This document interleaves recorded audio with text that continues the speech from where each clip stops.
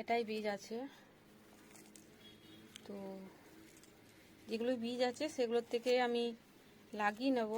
চারাটা উঠলেই আমি আবার চারাটা শিফট করে নিই টবের মধ্যে। আগে চারাটা তৈরি করে নিতে হয়। দেখুন বীজ আছে, এগুলো খুব ঝাল, হাত দিয়ে নাড়ছি তো পুরো হাতটা ঝাল হয়ে যাবে কিছুক্ষণ, পুরো সকাল জ্বালা করবে হাতটা।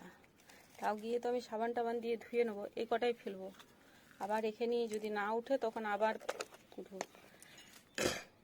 দেখুন আমি বীজটাকে প্রথমত এইভাবে